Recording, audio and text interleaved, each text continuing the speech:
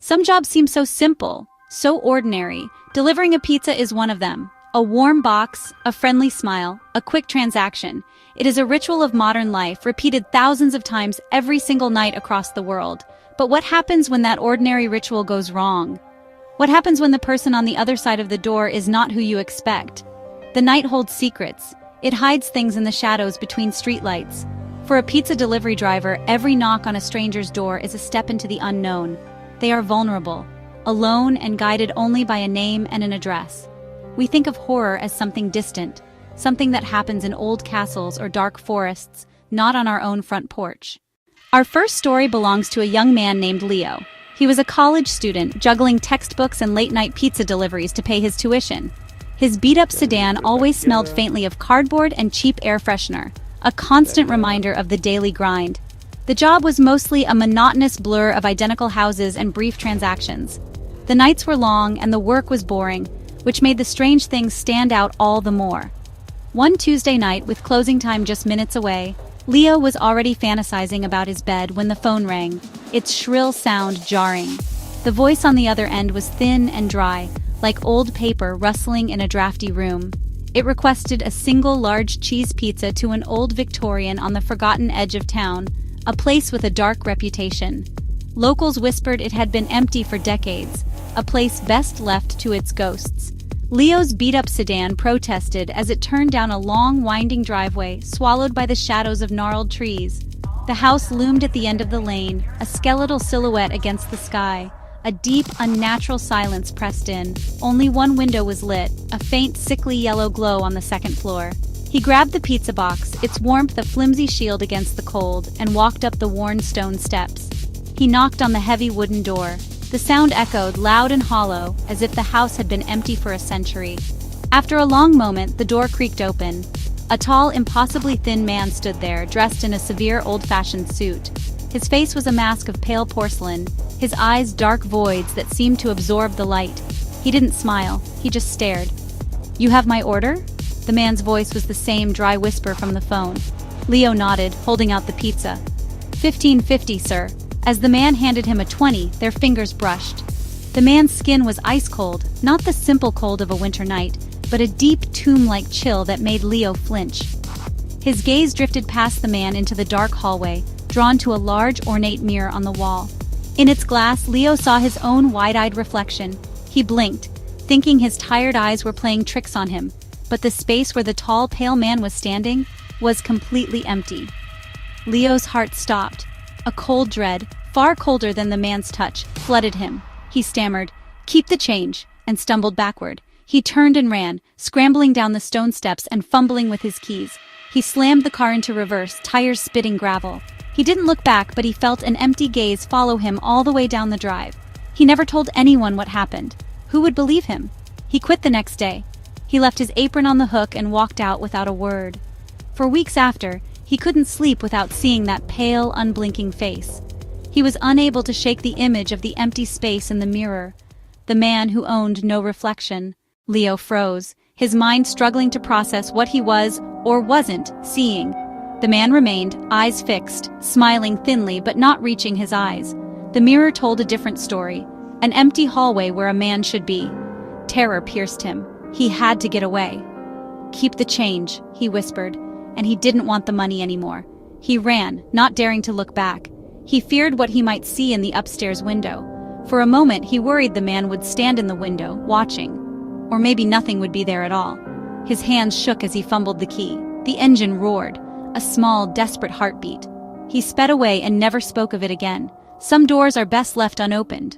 Sometimes late at night, he still expects to see nothing looking back at him. Our second story follows Maya, a young delivery driver with a well-worn escape fund jar and a dream of leaving her small town behind. She was a pragmatist, saving for a one-way ticket to anywhere else. She'd heard the urban legends other drivers shared over cheap coffee, but always dismissed them as late-night exaggerations fueled by boredom. She worked at a pizza place ironically named Slice of Heaven. She was tough, unafraid of rude customers or sketchy parts of town. She thought she'd seen it all. But nothing could have prepared her for the last delivery of the night. The order was for an address on Blackwood Lane, a street where the manicured lawns of suburbia abruptly gave way to the gnarled, creeping woods that bordered the town. Number 13. The house was a dark void.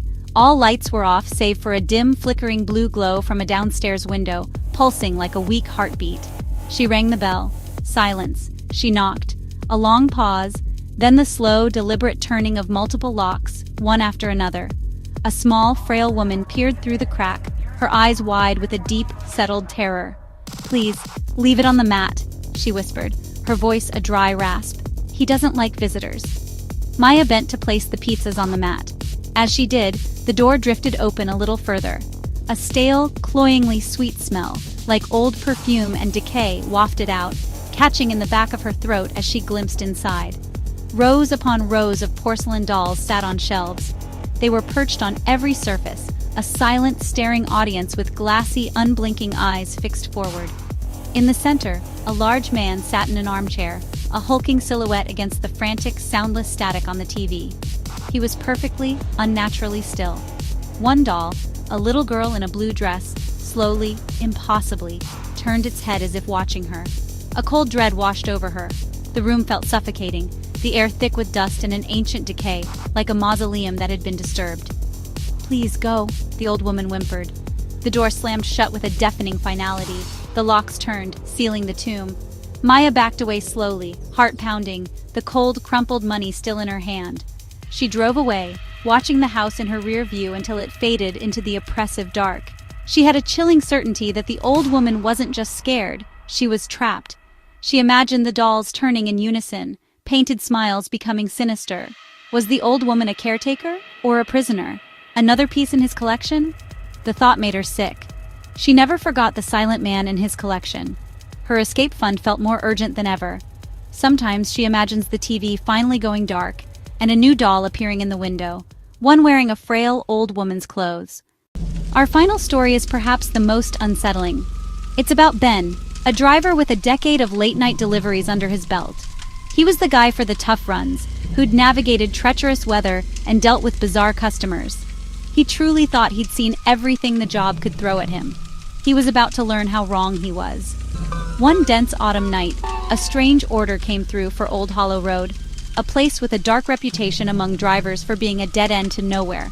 The order was simple, a single pepperoni pizza, but the delivery notes were what made Ben hesitate. They were chillingly specific.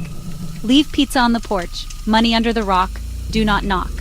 Despite his unease, Ben drove out of town, the city lights vanishing as the fog closed in. Old Hollow Road was worse than the stories claimed, unpaved and uneven, with skeletal trees clawing at his car, their branches scraping the windows like bony fingers. Finally, his GPS announced he'd arrived. Through the mist, a small, dilapidated cabin materialized.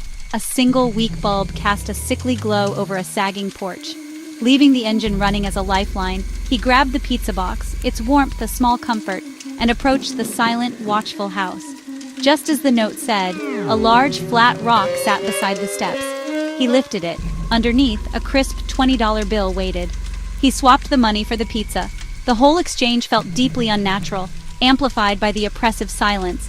As he turned to leave, he heard it, a sound that cut through the fog, a faint, heartbroken sob from inside. Ben froze. It was unmistakably a child crying. Every instinct, honed by years of avoiding trouble, screamed at him to leave, but the sound was so full of despair. He couldn't ignore it. He took a deep breath, violating the primary rule, and knocked. "Hello?" he called out. "Is everything okay?" Only silence answered. He tried the doorknob. It turned with unnerving ease. The door swung inward with a long, agonizing creak. Using his phone's flashlight, he scanned the interior. The beam cut through decades of dust. The cabin was completely bare. No furniture, no lights, just a floor coated in a thick film of time and the musty smell of decay. And then he saw them, a single set of small bare footprints. They led from the far wall to the spot right behind the door, and then simply vanished. A cold dread seized him. He backed out slowly. When he glanced down at the porch, his blood ran cold. The pizza was gone. He fumbled in his pocket. The crisp $20 bill was still there. He fled to his car, slamming the door and peeling away into the fog. He had heard a child. He had seen footprints. The cabin was empty, the pizza gone. Back at the shop, the $20 bill was real, but the address didn't exist on any map. No answer, no explanation, just a chilling memory that would forever haunt him. These tales are more than campfire scares. They're cautionary. born of the real anxieties of those who drive the night. Leo, Maya, Ben, their stories may be fictional, but they echo the fear of being alone on a porch at 2 in the morning. The next time you order late at night, take a moment. Remember the journey the driver took and the doors they knocked on before yours. Be kind to your delivery driver, lock your doors, and be careful what you order. Sometimes, the night delivers more than pizza.